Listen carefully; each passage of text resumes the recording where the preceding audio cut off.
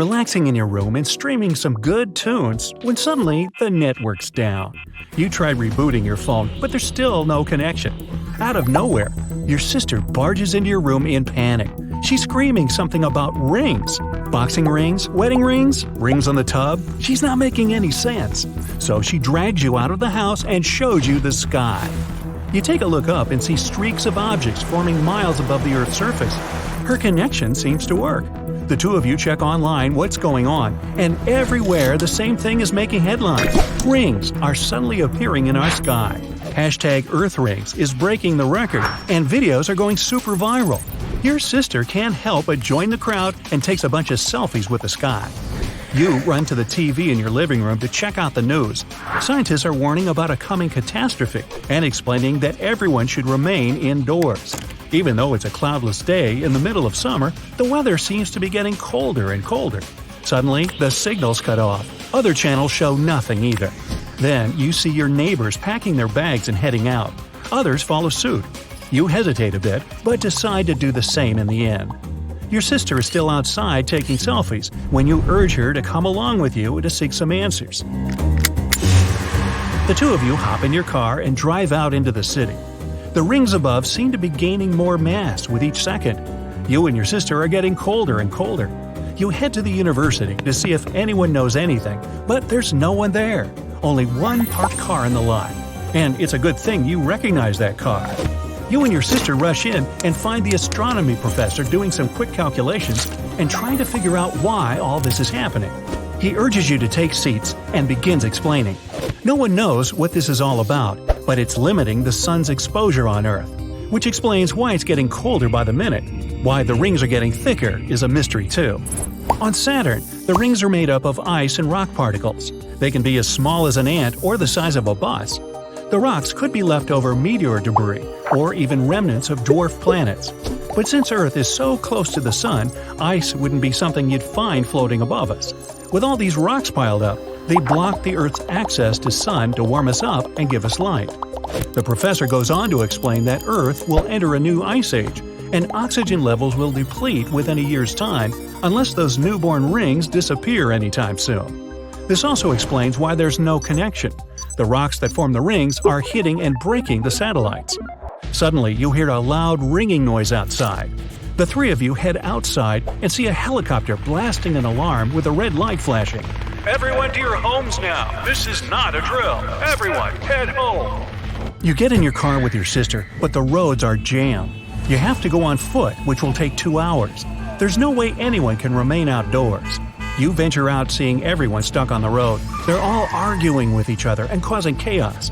You try not to get caught in the middle of anything and sneak your way to the highway.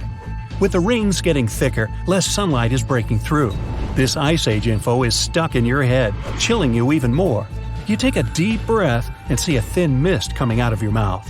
The sky is getting darker and you're still not home yet. Your sister is tired and needs to rest, but you urge her to move on. You find an abandoned clothes shop and head inside. The store clerks are actually giving away thick jackets for everyone to wear. You grab a couple and slip them on. Only 1 more hour to get home, but the sky is completely dark.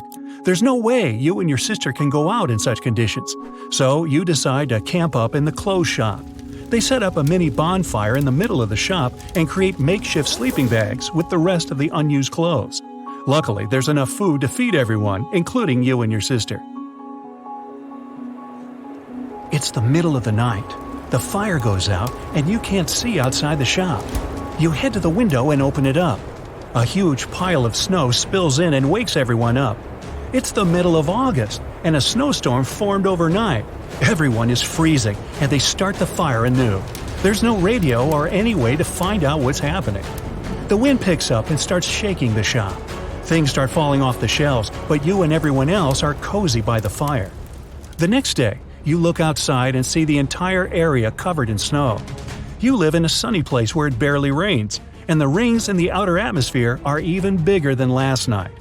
Out of nowhere, a truck filled with people pulls over, and the driver tells you there's a shelter for everyone some miles away. The truck has chains all over the tires and is equipped for the worst snowy conditions. Even though it's morning, the sky is pretty dark. You and everyone else hop in.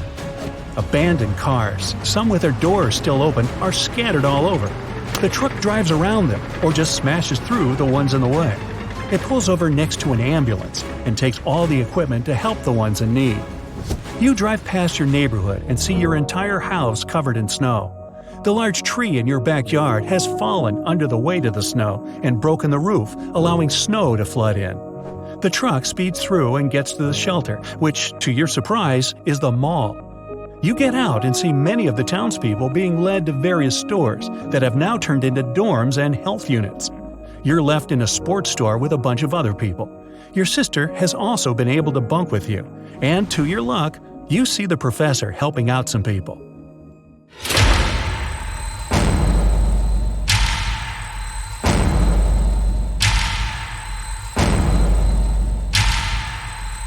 But shortly after that, a loud explosion blasts through the mall and shatters glass screens. Everyone ducks for cover. You see people running outside. You head out and see a large metallic object lying in front of the mall entrance.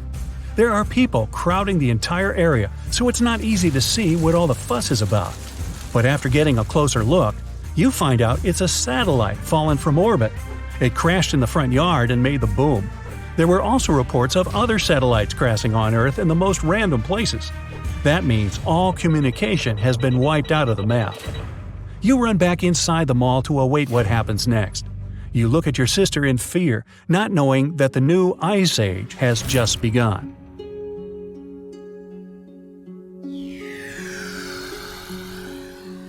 One year later, you're relaxing in your bunker when your sister barges in, freaking out. The rings are still there, but it's something else now. You run outside and see everyone gathering around and looking at the sky.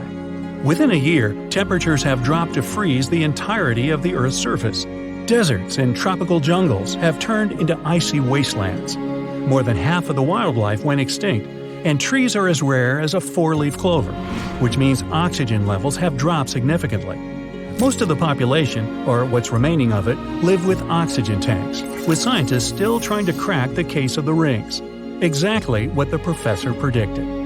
But up in the sky, rocks seem to be falling down and crashing all over. It starts off far away, but then the rocks begin to fall down close by. You and everyone else run back into the mall, which has been covered with a layer of metal to keep the warmth inside. It should be pretty safe in there. If the rocks are falling down, that means the rings are dissipating. Suddenly, you're full of hope that the Ice Age might be over soon. You take a giant straw and begin to inflate Saturn. It's getting bigger and bigger and bigger. That's enough. Now let's add some giant rings. That's it. This is Super Saturn, also called Saturn on steroids. It's a real object that scientists discovered in 2012, a planet named J1407b, and astronomers are still not sure what it really is. It could be a gas giant, like Jupiter or Saturn in our solar system. Then there would be no solid surface there, and if you wanted to set foot on that planet, you just fall through it, all the way to the core. But it could also be a brown dwarf. That's something between a large planet and a full-fledged star. Such objects have to be heavy enough to start thermonuclear reactions, like those going on inside stars. But the power of these reactions is too weak for brown dwarfs to glow and emit heat. To imagine the size and weight of J1407b, let's look at our Earth. If you put our planet on a scale, it'll show 6 and another 21 zeros tons. Our planet is also about 7,900 miles across. Now, that's Jupiter, the largest planet in our solar system. Its diameter is 11 times as great as that of Earth. It's also 318 times heavier. If Jupiter were a bucket, you could put 1,321 Earths in it. And this is the hero of the day, Super Saturn. It's almost 20 times as large as Jupiter. To balance the scales, you need to put 6,360 Earths on the other side. The planet's rings are so wide that if they were in the solar system, they would take up more than half the space between the Sun and Earth. And if Super Saturn switched places with the original Saturn, you'd see those rings with the unaided eye. They would be larger than a full moon. Presumably, these rings appeared in the same way as the ones around our Saturn, One theory says they're the remains of a moon that was once there. Its orbit was unstable, and over time, the moon got torn apart by the tidal forces of the huge planet it orbited. Small pieces of the former moon took their places in the giant's orbit. They collided with one another, like in a blender. After some time, everything that was left was basically particles of dust and ice moving around the colossal planet. Another theory suggests that the rings appeared after the moon collided with an asteroid or another moon. Then the gravitational blender did its job and turned the moon's debris into the rings. Some scientists think the rings formed at around the same time as the planet itself. So they're just the remains of the planetary nebula, which is a cloud of gas, space debris, and dust. Later, it probably shrunk and solidified to form a planet. We can only guess where Super Saturn got its rings from, but scientists say their mass is 80% of that of Earth. It may mean that the moon that used to orbit J1407b was about the same size as our planet. There's a little gap in the middle of these rings. Scientists think Super Saturn's moon might be there. If this is the case, it should be about the size of Mars. If scientists are right and Super Saturn is actually a brown dwarf, then this is an incredible discovery. Scientists will be able to watch it age. Supposedly, brown dwarfs lose their energy and shrink, fading in the process. And when a brown dwarf exhausts all its energy, it turns into a black dwarf. It's easy to confuse it with a black hole. People haven't discovered black dwarfs anywhere in the universe yet, because they take trillions and quadrillions of years to form. Our universe is too young, and none of the stars, even those that appeared when the universe was born, have had time to become black dwarfs.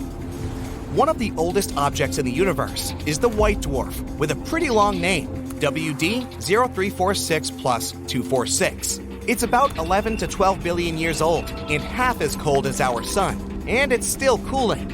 It would need around 10 plus another 15 zeros years to turn into a black dwarf. For comparison, the universe is 1.4 and 10 zeros years old. Scientists believe that a black dwarf will exist for about 10 plus 25 zeros years, feeding on dark matter. After that, its protons, the smallest particles of matter, will begin to decay. And then, the black dwarf will simply evaporate. That will take another 10 plus 49 zeros years.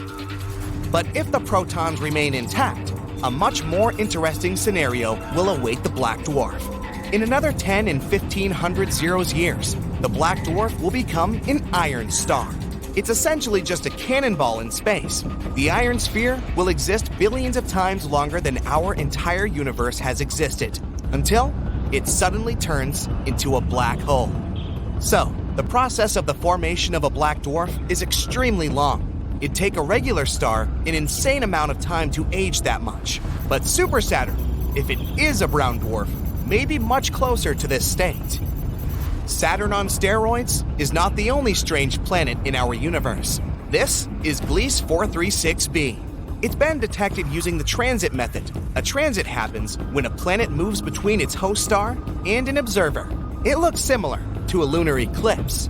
This planet is 4 times the size of Earth and 22 times as heavy. That's almost like Neptune. It's an exotic water world. The water there is solid, but it's not ice. It has a temperature of about 520 degrees Fahrenheit.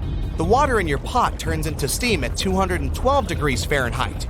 But on Gliese 436b, the liquid remains solid because of the extreme pressure on the planet. Scientists have also discovered that the planet's atmosphere is evaporating into outer space. That's why there's a giant circular cloud around it. It's constantly moving in its orbit, giving the planet a long tail that looks like that of a comet. Cancri E holds incredible riches worth more than all the money on Earth. There are diamonds scattered all over the planet. Cancri E is about twice as wide and 8 times as heavy as Earth. This planet doesn't rotate. Only one of its sides always faces its host star. The surface temperature there is almost twice as high as the temperature of a burning fire. And since the host star is rich in carbon, the planet contains plenty of this element too. The intense pressure and temperatures help turn carbon into graphite and diamonds. Unfortunately, this planet is 40 light years away from our home, so it'd take about 730,000 years to get there on a regular rocket. Another planet rich in gems is HAT P7b.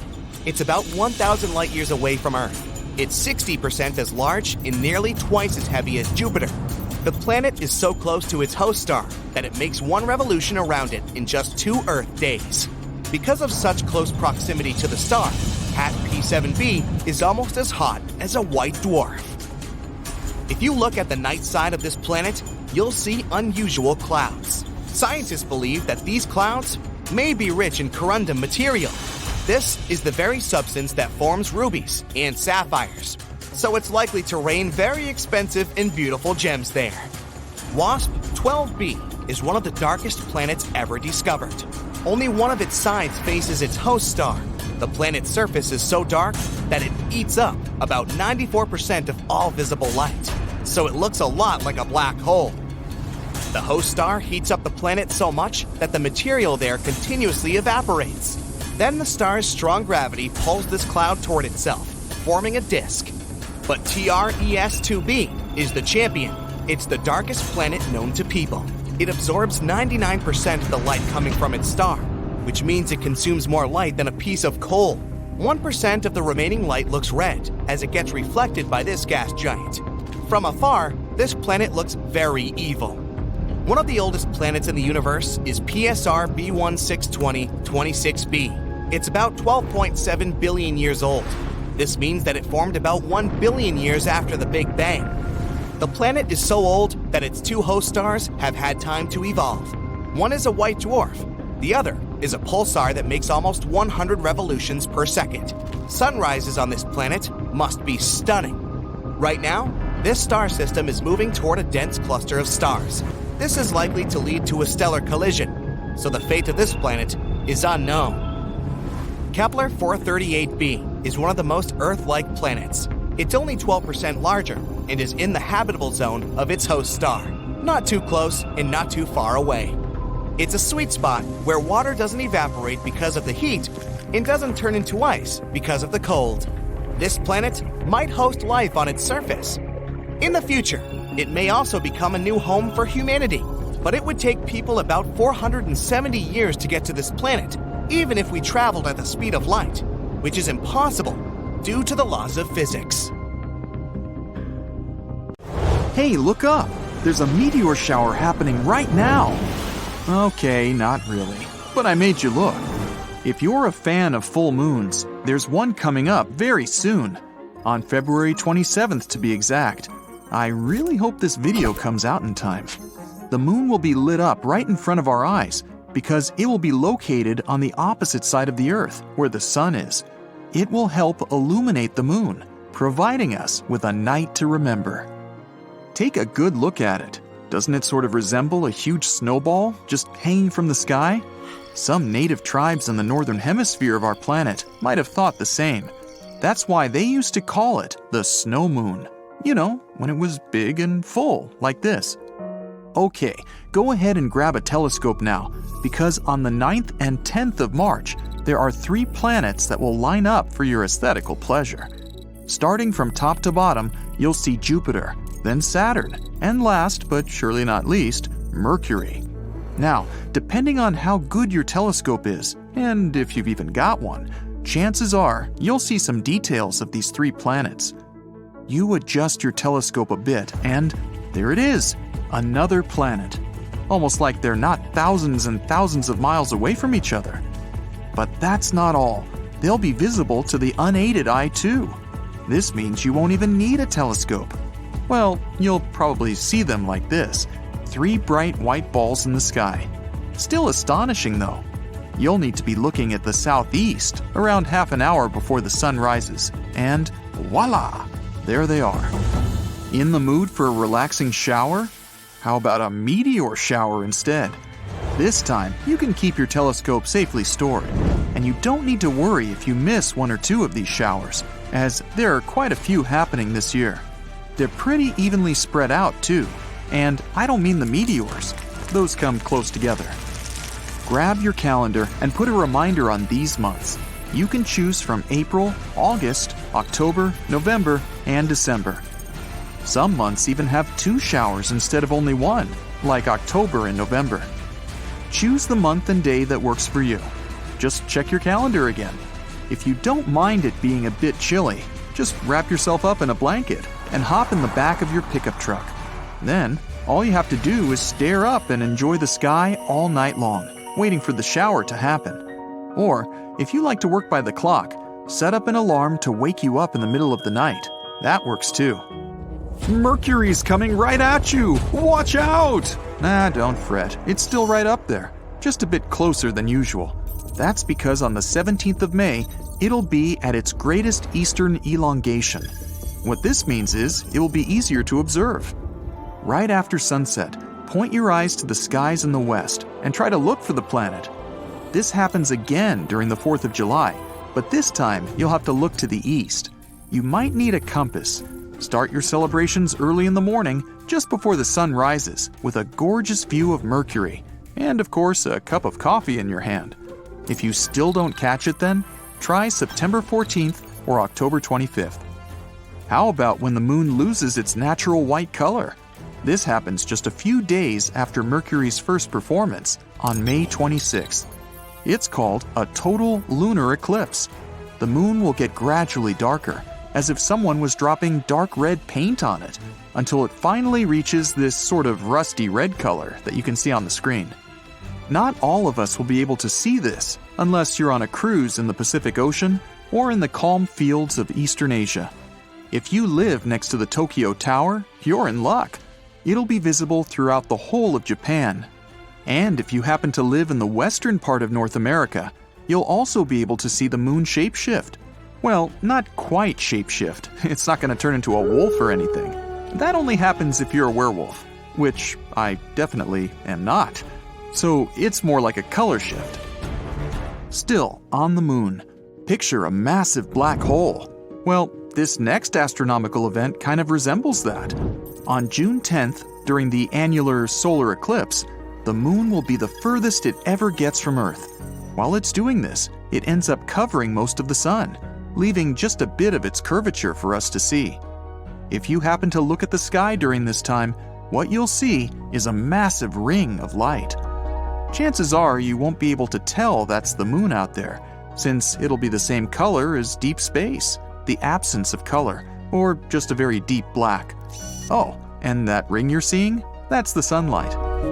Okay, since we're talking about rings, I've got one for you, Saturn's ring. This planet is the full package. It's a planet, it has a ring, and get ready for this, it has 82 moons. It feels like every year a few new ones pop up out of nowhere. Anyway, during August 2nd, the planet will be at its closest point to Earth, and the sun will help us catch a good sight of it by brightly illuminating it. Not only will it be brighter than it ever is during the whole year, but it will also be visible all night long.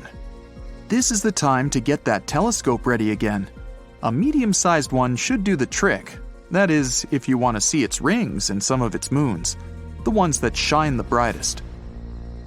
Another planet that's coming closer is Jupiter, this time on August 19th. The same thing that happened to Saturn will happen to it. The sun will shine bright on its big planet face. The only difference is that this time, if you have a good pair of binoculars lying around, you'll be able to see the planet's 4 largest moons. Although they'll look like tiny dots, but now you know what they really are. Okay, so you've been thinking about those meteor showers I mentioned earlier. Well, this one is the best there is. It's called the Perseids meteor shower, and it almost looks like the sky is a pitching machine, except it's pitching meteors. During this particular shower, you might even be able to observe up to 60 meteors per hour. They're very bright too. Look at them go! Zoom! Oh, there goes another one. The best days to get cozy, sit on the grass, and just lie there looking at the sky is during August 12th and 13th. Usually, when these 2 days come around, the sky's dark and clear, perfect for a meteor shower. Picture a slightly red moon. That's called the partial lunar eclipse, and it happens during the 19th of November. This same red moon will get darker and darker as it moves through Earth's shadow. It won't be visible to everyone though. Here's a globe. Let's mark the places where you can see this partial lunar eclipse. First, we got Eastern Eurasia, then Japan. The Pacific Ocean's included in this list too, But unless you got a boat, you're likely not going to be there. Then we've got North America, Mexico, Central America, and lastly, some parts of Western South Africa. Grab a hold of your eclipse glasses and get ready for this last one. It's the last solar eclipse of the year. This one in particular is the best one to catch, as the moon will block the sun for almost 2 minutes. You'll be able to see the almost ghost-like sun's corona, also known as its outer atmosphere. The sad part is, you'll have to be in Antarctica or the South Atlantic. Just be careful out there. I heard it gets a little chilly.